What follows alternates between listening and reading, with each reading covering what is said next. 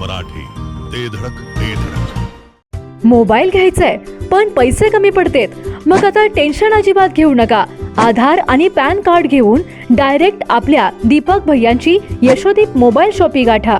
कुठल्याही कंपनीचा फोन असू दे, यशोदीप मोबाईल शॉपी देते सर्वात स्वस्त मोबाईल आणि सर्वात मस्त सर्व्हिस.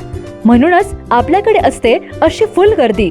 पत्ता समर्थ फोटो स्टुडिओ समोर, कराड रोड, विटा.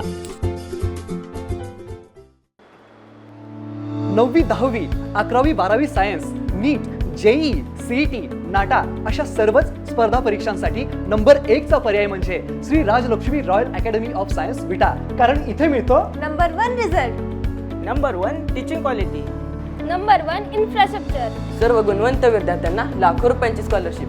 आमच्या सर्वांगीण विकास आणि पर्सनॅलिटी डेव्हलपमेंटसाठी अनेक नाविन्यपूर्ण उपक्रम. गरजू व अभ्यास विद्यार्थ्यांसाठी दत्तक योजना. आणि म्हणूनच इथे गुणवत्ता हे संस्कार आपल्या पाल्याच्या उज्ज्वल भविष्यासाठी आजच निश्चित करा त्याचा प्रवेश Shri Rajlakshmi royal academy of science Vita येथे. गलाई बांधव कामगार जे आमचे देशभर काम करतात, आता मी इथं बोलत असताना झवेर मार्केटमध्ये आमचे 500 ते 1000 दुकानं आमच्याच मतदारसंघातील आमच्या परिसरातील असतील. सोन्याचा भाव ठरवणारी पोरं पण याच भागातली आहेत देशभर. अशा पद्धतीचं हे काम करणारी सगळी मंडळी असताना आज जो पोलिसांच्या माध्यमातून IPC कलम 411 जे जुनं आता नव्यानं जे BNS कलम 317 झालेलं आहे, याचा गैरवापर मोठ्या प्रमाणामध्ये होतोय. आता जो एखादा चोरी करून येणारा माणूस येतो तो काय डायरेक्ट या गलाई बांधवांच्याकडे येत नाही. तो कोणतरी त्यांच्या ओळखीचा माणूस असतो, व्यापारी, ज्वेलर्सवाला छोटा, सोनार काम करणारा, त्यांच्याकडे येतो. ते लोक येऊन गलाई कामगारांच्याकडे आमच्या गलाई करतात. 1 किलो सोनं गाळल्यानंतर त्याला मजुरी किती मिळते? 100 रुपये. तो परत जातो टेस्टिंग करण्यासाठी. प्रश्न विचारा. टेस्टिंग करणारा पण माणूस कोण आहे? तो आमचाच माणूस आहे. त्याच्याकडे तुम्ही त्याला पैसे किती मिळतात? 50 रुपये. टेस्टिंग केल्याच्या नंतर माल जाऊन तो ज्वेलर्सवाल्याकडे विकतो. हे जेव्हा पोलीस पकडतात ही सगळी चेन पकडतात. 100 ग्राम सोनं जर तुम्हाला रिकव्हरी करायचं असेल, तुम्ही 1 किलो पर्यंत रिकव्हरी करताय.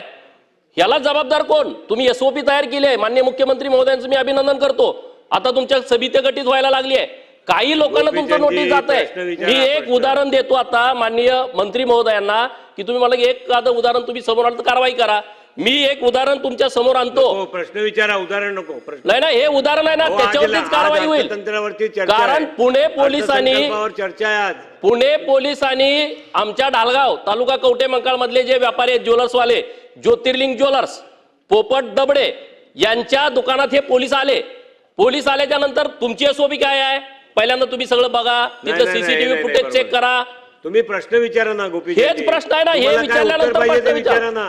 पोलीस तिथं आले, त्यांना उचलून घेऊन आले बिरोबाबानामध्ये. त्यांना म्हणले की तुम्ही आता 1 किलो रिकव्हरी द्या. अहो ते म्हणले आम्ही घेतलं नाही, आमचे CCTV फुटेज चेक करा. नाही म्हणले तुम्ही आता 50 लाख रुपये द्या. ते म्हणले आम्ही देऊ शकत नाही. चला म्हणले तुमचा DVR आम्हाला ताब्यात घ्यायचा आहे. दुकानात गेले, अख्ख्या दुकानातला सगळा 1.5 किलो माल ते घेऊन गेले. काय रिपोर्ट नाही, काय नाही. त्यांना नेऊन पुण्यात 3 दिवस ठेवलं. बडवलं. 4 तारखेला अटक केली, 4 नोव्हेंबर 2022ला. 7 तारखेला त्यांना तिथं कोर्टामध्ये हजर केलं. 3 दिवस त्यांना बडवलं. 1.5 किलो सोनं रेकॉर्डवरती घेतलं नाही. सातत्यानं त्यांनी तक्रारी दिल्या. मे महिन्यामध्ये 2022ला पोपट दबडेने आत्महत्या केली. ह्या प्रकरणाची चौकशी अभिजित पाटीलनी, त्या सगळं चोर लुटून नेलंय त्यांनी, त्याच्यावरती कारवाई होणार का? हा नंबर 1 माझा एक पहिला प्रश्न. दुसरा प्रश्न, आमची लोक सगळी देशभर आहेत, तिथल्या लोकांच्याकडे ते जाऊ शकत नाहीत. म्हणून आपण आपला महाराष्ट्र शासनाचा एक नोडल ऑफिसर नेमणार का, की जो देशभर त्यांचा नंबर तुम्ही देशातल्या सगळ्या गलाई बांधवांना द्या. तिथं जर प्रॉब्लेम झाला तर तो नोडल ऑफिसरशी कॉन्टॅक्ट करतील. आपले पोलीस महासंचालक इतर राज्यातल्या पोलीस महासंचालकांच्या बरोबर बैठक घेऊन महाराष्ट्रातले जे गलाई बांधव इतर राज्यामध्ये आहेत त्यांच्या संदर्भात मदत करण्याच्या सूचना देतील का? आणि हे सूक्ष्म आणि लघु उद्योग आहे, MSME खात्याच्या अंतर्गत हे आलं पाहिजे. आपल्या सरकारनं ठरवलंय, उद्योग मंत्री महोदयांनी शिफारस केलेली आहे. त्याच्या संदर्भातला निर्णय लवकर होईल का? गलाई बांधवाचं एक अधिकृत राज्य सरकारचं महामंडळ आपण घोषित करणार का? अत्यंत महत्वाचा विषय. सोन्यात काम करणारी सगळी लोक आहेत, हजारो करोडो रुपयाचा टर्नओव्हर करणारी लोक आहेत. टॅक्स भरणारी ही लोक आहेत, ह्यांना नाहक त्रास होतोय, त्याबद्दल आपण काहीतरी सरकारच्या माध्यमातून त्यांना मदत करण्याची भूमिका आपली आहे का आणि कशा पद्धतीने आपण मदत करणार आहेत याच्याबद्दलचा आपण खुलासा करावा, ही माझी मागणी आहे. अध्यक्ष महोदय, सन्माननीय गोपीचंद पडळकर यांनी जो इथे मुद्दा इथे मांडलेला आहे किंवा त्यांनी ते प्रकरण सांगितलंय, त्या प्रकरणाची चौकशी पूर्णपणे करण्यात येईल आणि जर का अशा पद्धतीने बळजबरीने जर का सोनं त्यांनी तिथून उचलून घेऊन गेलेले असतील तर नक्कीच त्यांच्या संबंधित अधिकाऱ्यांवरती कारवाई देखील करण्यात येईल.